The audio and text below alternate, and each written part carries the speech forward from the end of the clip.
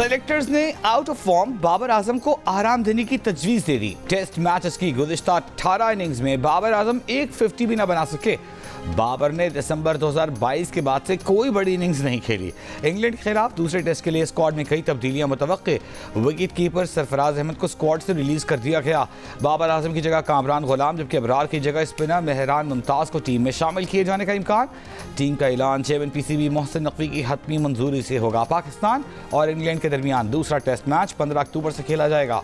जियो super series के तमाम matches बराह रास्त नशर कर रहा है।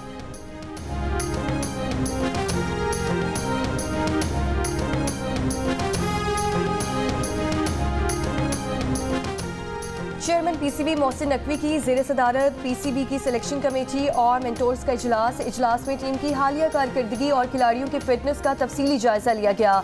सिलेक्शन कमेटी ने टीम में मुतवक्के तब्दीलियों से चेयरमैन PCB को आगाह किया। नए खिलाड़ियों की कारकर्दगी जांचने का अमल रवा सीरीज के इख्तिताम तक मुकम्मल करने पर इत्तेफाक। चेयरमैन PCB मोहसिन नकवी की पिचेस का मायार भी बेहतर बनाने की हिदायत।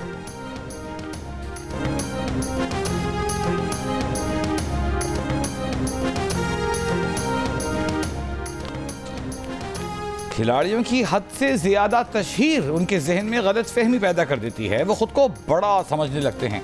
पाकिस्तान के लिए खेलना सबसे बड़ी तरजीह होनी चाहिए। पाकिस्तान क्रिकेट टीम के साबिक कोच मिकी आर्थर का मुल्तान टेस्ट में पाकिस्तान की शिकस्त पर तबसरा। साबिक कोच ने कहा कि मीडिया पर होने वाली मनफी बातें और एजेंडे टीम के हक में ठीक नहीं होते।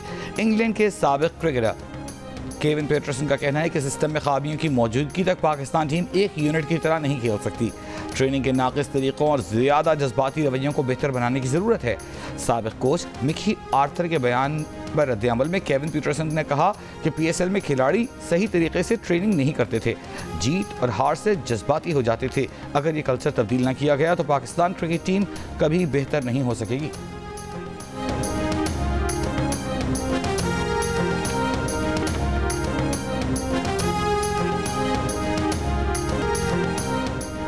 मौलाना फजल रहमान का आईनी अदालत पर हुकूमत का साथ देने से साफ इनकार। अदालत की जगह बेंच बनाने की शर्त तहरीक इंसाफ ने आईनी अदालत को मुस्तरद कर दिया। बैरिस्टर अली जफर ने कहा कि हुकूमत एक रबर स्टैंप अदालत बनाने जा रही है जिसके जज वजीर आजम के मुकर्रर करदा होंगे।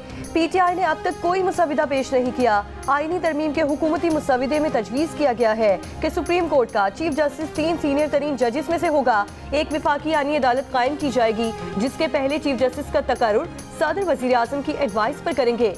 आईनी अदालत के दीगर जजेस के तकर्रुर के लिए कमीशन तश्कील दिया जाएगा जिसके सरबराह चीफ जस्टिस विफाकी आईनी अदालत होंगे। कमीशन में आईनी अदालत के 2 सीनियर तरीन जज मेंबरान होंगे। विफाकी वजीर कानून, attorney general, supreme court bar का नुमाइंदा और 4 अरकान पार्लियामेंट कमीशन का मेंबरान होंगे। विफाकी आईनी अदालत का फैसला किसी भी अदालत में चैलेंज नहीं हो सकेगा। चारों सूबाई आईनी अदालत के फैसलों के खिलाफ अपील विफाकी आईनी अदालत में दायर हो सकेगी।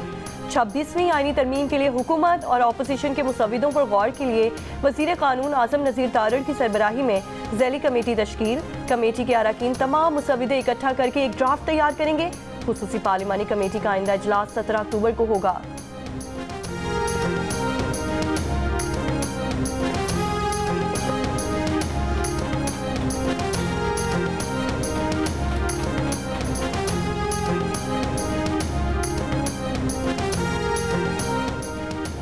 बिलावल भुट्टो जरदारी ने 26वीं आईनी तरमीम को बेहतर बनाने के लिए आवाम से तजावीज़ मांग ली। मुजव्वज़ा मुसव्वदा इंटरनेट पर शेयर कर दिया। MQM पाकिस्तान का आईनी तरमीम की हिमायत के लिए बल्दियाती इदारों को बाइख्तियार बनाने का मुतालिबा। आईनी तरमीम के मौजूदा मुसव्वदे पर MQM की क़यादत को एतमाद में लेने के लिए नायब वज़ीर आज़म इसहाक़ डार की सरबराही में मुस्लिम लीग नून का वफ़द आज कराची आएगा।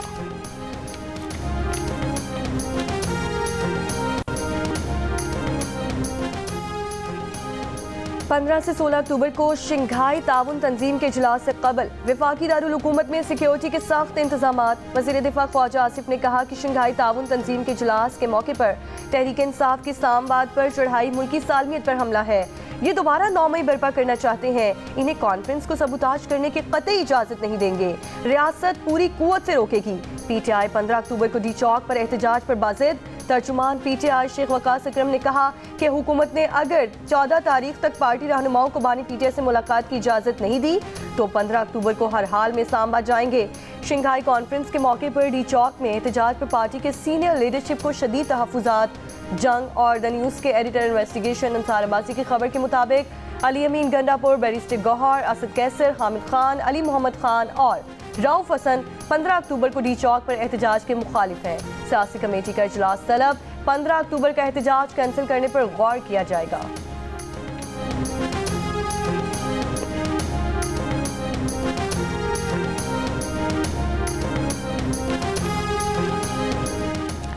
पीटीआई की डी चौक इस्लामाबाद में 15 अक्टूबर को एहतजाज की कॉल। टेक्सलाराबाद, गोजर खान, कलर सैदा में पुलिस के छापे, 7 कारकुन ज़ेर हिरासत। राजा बशारत, साबिक एमपीए वहीद कासिम, आरिफ अब्बासी और राशिद हफीज के घरों पर छापे। पुलिस के मुताबिक दफ़ा 144 के तहत एहतजाज रैली की इजाज़त नहीं। SCO कॉन्फ्रेंस के लिए सिक्योरिटी हाई अलर्ट है।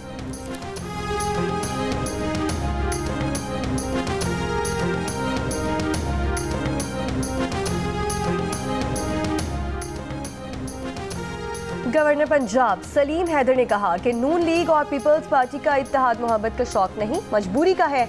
हुकूमत जो आईनी तरमीम करना चाहती है वो पीपल्स पार्टी की नहीं है। लाहौर में मीर खलील रहमान मेमोरियल सोसाइटी के तहत मुज़ाकरे के दौरान गवर्नर पंजाब ने सरकारी स्कूलों को पब्लिक प्राइवेट पार्टनरशिप के तहत देने की मुखालिफत कर दी। कहा, सिंध में पब्लिक प्राइवेट पार्टनरशिप के तहत यूनिवर्सिटीज़ में मामूली फीसें ली जा रही हैं, लेकिन पंजाब में स्कूलों को ठेके पर दिया जाना तशवीशनाक बात है।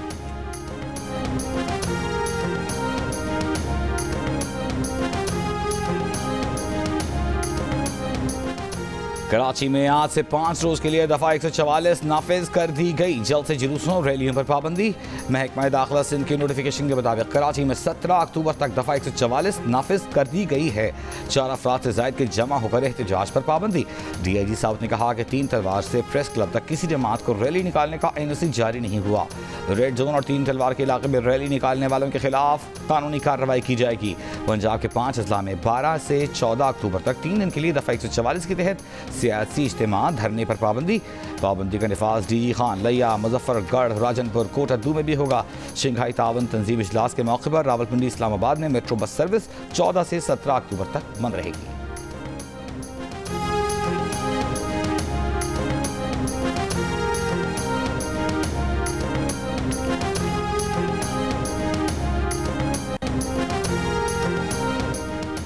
कराची के इलाके नॉर्थ नाजिमाबाद में ऑटो पार्ट्स के ताजिर को कत्ल कर दिया गया। CCTV वीडियो में देखा जा सकता है कि मोटरसाइकिल सवारों की फायरिंग से जख्मी होने वाला आसिफ गाड़ी चलाकर पहाड़गंज के करीब सड़क तक पहुंचा।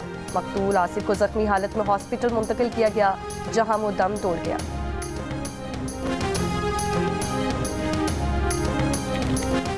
कराची के इलाके डिफेंस में नेशनल रिफाइनरी की लीक होने वाली लाइन की मरम्मत के लिए मशीनरी पहुंचा दी गई। आज सड़क खोदकर लाइन की मरम्मत शुरू की जाएगी। हुक्काम ने लाइन लीक होने और तेल फैलने के बाद खयाबान सहर की मुतासिला 2 गलियों को सील कर दिया। फायर ब्रिगेड का अमला भी खयाबान सहर में मौजूद है।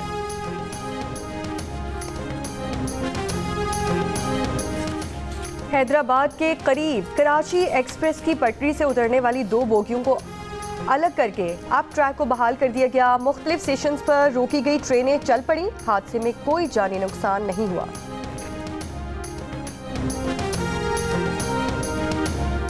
पंजाब में 24 घंटों में डेंगू के 118 केस रिपोर्ट हुए। तर्जुमान महकमा सेहत के मुताबिक रावलपिंडी से डेंगू के सबसे ज्यादा 102 केस सामने आए।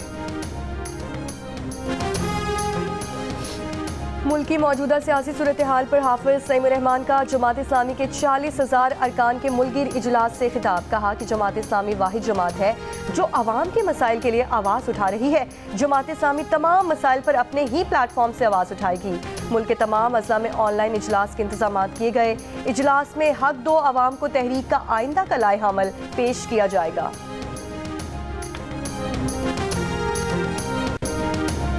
आज कुदरती आफात में कमी से आगही का दिन। बलूचिस्तान में ज़लज़ला, सैलाब और खुश्क साली जैसी कुदरती आफात आईं। मौसर मनसूबाबंदी और आगही न होने की वजह से आफात से बलूचिस्तान में जानी और माली नुकसानात ज़्यादा होते हैं। सिर्फ 2022 के सैलाब में बलूचिस्तान में 350 अफराद जाँ बहक हुए। 400 अरब रुपए से ज़ायद का नुकसान हुआ। कुदरती आफात के खतरात में कमी के आलमी दिन पर वज़ीर आला पंजाब मरियम नवाज का पैगाम, कहा कुदरती आफात से निपटने के लिए शऊर और मौसर मनसूबाबंदी की ज़रूरत है। पंजाब हुकूमत अवाम के तहफ़्फ़ुज़ के लिए जदीद तकाज़ों के मुताबिक प्लानिंग कर रही है। पाकिस्तान और सऊदी अरब के वज़राए ख़ारजा के दरमियान टेलीफोनिक रब्ता। तर्जुमान वज़ारत ख़ारजा के मुताबिक इसहाक़ डार और शहज़ादा फैसल बिन फरहान का फ़लस्तीन और लेबनान की सूरत हाल पर तबादला ख्याल। फ़लस्तीनी अवाम की मुकम्मल हिमायत जारी रखने का इरादा। अमेरिका के रिपब्लिकन सदारती उम्मीदवार डोनाल्ड ट्रंप ने दावा किया है कि जो बाइडेन के खिलाफ बगावत की गई है, इनका तख्ता उल्टा गया है। रैली से खिताब में बोले कि जो बाइडेन इन्हें कामला हैरिस से ज्यादा पसंद करते हैं क्योंकि कामला ने इनकी जगह ली है।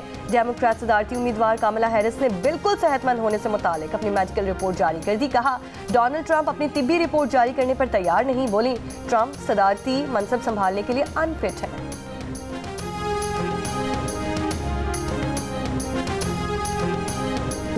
जो कि ईरानी डिफेंस एनालिस्ट हैं, director general of the world and foreign policy department of Tasnim news agency Iran से हमें ज्वाइन करेंगे और उनसे भी हम बात करेंगे, जानने की कोशिश करेंगे, सवालात उनके सामने रखेंगे। एनएस एंजन हमारे साथ मौजूद होंगे जो कि director global security and strategy institute हैं, उनसे भी बात करेंगे कि वो इस तमाम तर मामले पर क्या तज़िया देंगे, क्या बनती सूरत हाल देख रहे हैं। मशरिक़ वस्ता में क्या होने वाला है, ईरान या इसराइल, अस्करी बर्तरी किसको हासिल है, इसराइल के मुतबक्किन हमले के लिए ईरान कितना तैयार है, इन सब सवालों के जवाब जानने के लिए देखिए खुसूसी ट्रांसमिशन वॉर रूम मशरिक़ वस्ता आज शाम 4 बजे सिर्फ जियो न्यूज़ पर।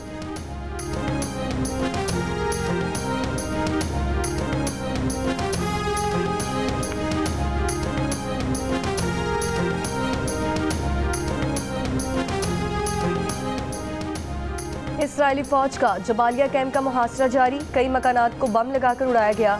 एक हफ्ते में 200 से ज़ायद फ़लस्तीनी शहीद, हज़ारों फ़लस्तीनी महसूर हो गए। हमास की इसराइली फ़ौज पर वार, कई इसराइली फ़ौजी हलाक और ज़ख्मी होने की इत्तलात। इसराइली तैयारों की जनूबी लबनान पर शदीद बमबारी, नबातिया कस्बे के बाजार को निशाना बनाया। लेबनान में इसराइली फ़ौज का 23 इलाकों से शहरियों को इनखला का हुक्म, 24 घंटों में मजीद 78 अफराद जाँ बहक।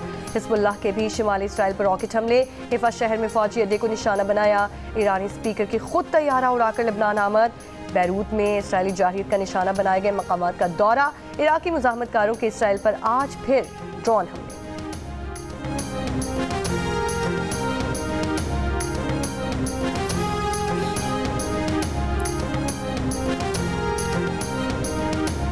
में इसराइली फौज के मुजालिम पर दुनिया भर में एहतजाज का सिलसिला जारी। बरतानिया में फ़लस्तीनी के हक में मुजाहिरा, ग्लासगो में मुजाहिरीन का इसराइल के लिए फंडिंग रोकने का मुतालबा, आयरलैंड में फ़लस्तीन हामियों की रैली, इसराइल के हथियारों की फराहमी रोकने का मुतालबा।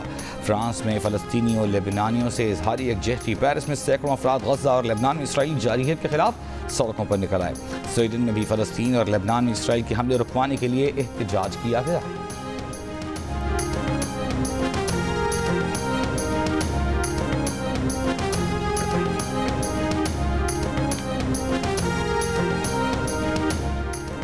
इसराइल की ईरान पर हमले की तैयारियां, अमेरिका इसराइल का दिफा करेगा। इसराइली मीडिया के मुताबिक अमेरिका इसराइल में एंटी बैलिस्टिक मिसाइल सिस्टम नस्ब करेगा।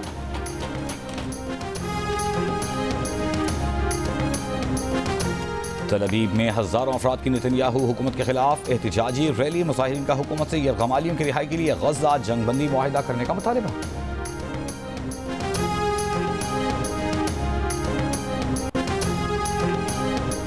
मुसलमानों का आज जो हाल है वो आपस के लड़ाई झगड़े की वजह से है।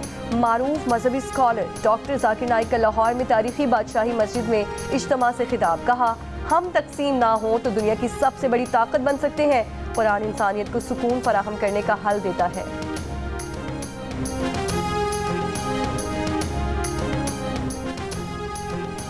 फ्लोरिडा में तूफान से अमवात की तादाद 21 हो गई। फ्लोरिडा में तूफान गुजरने के बावजूद 10 लाख से ज्यादा अफराद बिजली से महरूम।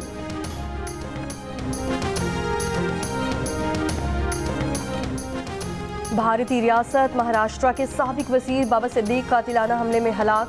भारतीय मीडिया के मुताबिक बाबा सिद्दीक पर मुंबई में उनके बेटे के दफ्तर में फायरिंग की गई। पुलिस ने 2 अफराद को हिरासत में ले लिया।